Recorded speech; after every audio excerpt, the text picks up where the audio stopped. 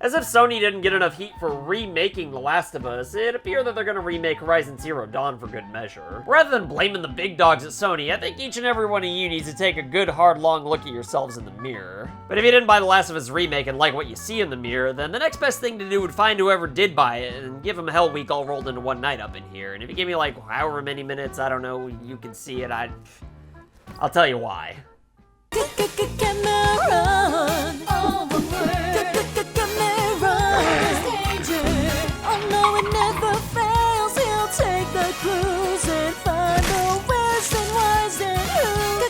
Cameron, all the word. Cameron, danger. Cameron.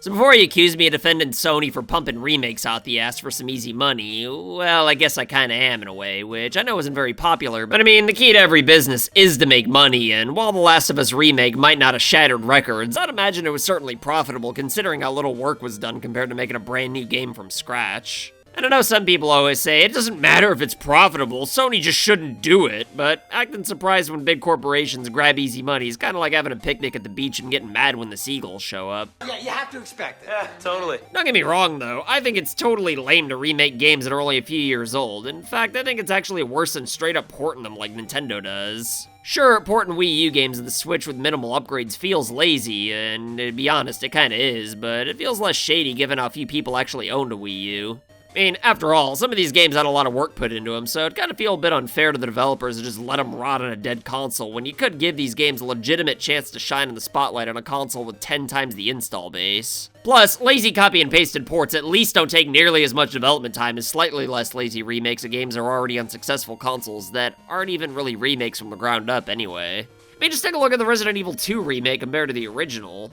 In no universe would these two games be considered the same thing outside of the story, and despite the lack of a clock tower, I'd say the exact same thing for Resident Evil 3 as well. Even though the Final Fantasy VII remake's only about an eighth of the original game's story, it was still something completely different and warranting an actual reason to reimagine the game with way better technology available. I mean, back when the PS3 was first revealed, Final Fantasy VII Remake was shown off in a tech demo, and my friend Stan from middle school reached out to me for the first time in years to ask me what I thought of it, and even with all that hype, it didn't actually happen until many years later.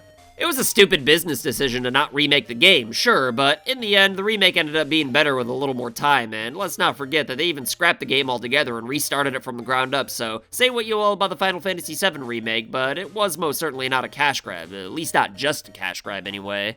The Final Fantasy VII Remake was a project that tried really hard to live up to the original and top it, whereas The Last of Us Remake is kinda just copy and pasted homework with a few things changed around here and there so the teacher wouldn't suspect anything. Even then, it was still obviously not a reimagining completely reworked from the ground up. It was more or less just an update, really.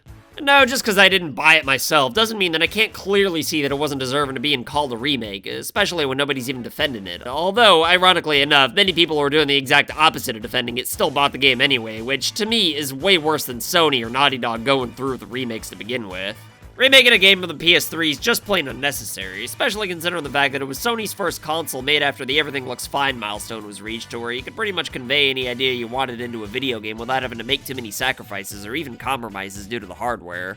Going back to Resident Evil though, I know that that franchise did remake the first game a mere 6 years after the original as opposed to 7 years after The Last of Us, but even so, it was still far more justifiable in my opinion, and I think pretty much everyone would agree with me there. I mean, come on, just look at these two games side by side and try to act like you aren't glad that it was remade. I know, but that doesn't even count. I opened a box of shit. On a bit of a side note though, one unnecessary remake that I would admittedly simp for though would be another one for Resident Evil 2 made with the same engine and style as the GameCube remake of the first game. I know that would be totally unnecessary, sure, but at least that'd be different enough as opposed to The Last of Us and probably Horizon Zero Dawn. And yeah, I know that the Horizon Zero Dawn remake's just a rumor at the time of this recording, but even if it's disproven before I upload, it is still totally something that Sony would do. Like, even if it's not happening, I could absolutely see Sony being like, that's not true, or is it? So yeah, I personally think it's lame for Sony to do this, but my solution is to simply not buy cash grabs, but apparently the solution for many other people is to complain about it as if they're some sort of victims and then actively choose to give Sony money of their own free will. People like this are the #1 sole reason why cash grabs exist in the first place, and like, if you don't care, then just buy whatever you want, that's fine. But just know that for every lazy cash grab that's a success, new original ideas get pushed back a little bit more each time, even if it's just by a little bit. Obviously, if you've never played the original game, then sure, you might as well play the remake, but my butt tells me that the majority of people who buy ports and remakes have already played the original, and for online games that makes sense, but for the people who keep replaying the same games over and over again, I honestly feel bad for you, because personally, there's way too many games out there for me to keep up with as it is, so I don't know how you guys find the time to play the same ones over and over again.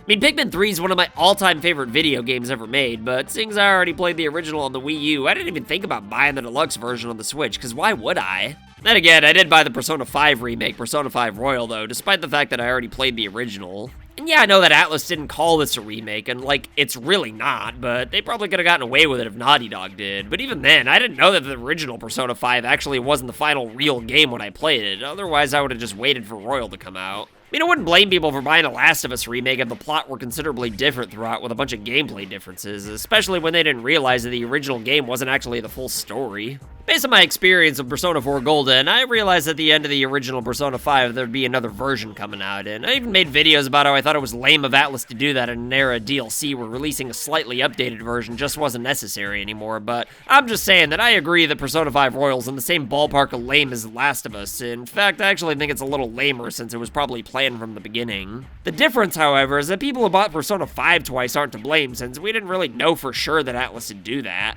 Although, you kinda can blame me for buying the game for a third time on the Switch and enabling Atlus to not work on newer games, but like the whole reason why I wanted it on the Switch in the first place is because there's millions of people who the game would be new for, and I just want the franchise to grow. It's not like I'd call Naughty Dog lame if they were to put The Last of Us on Xbox or something. Plus, I kinda am the Persona 5 Royal to Switch guy, so I kinda have to buy the game at this point after I made like 57 videos on it. Plus, I mean, it is also literally my all-time favorite game, so I mean, I'm definitely gonna play it again someday, so it would be good to have a portable version, you know?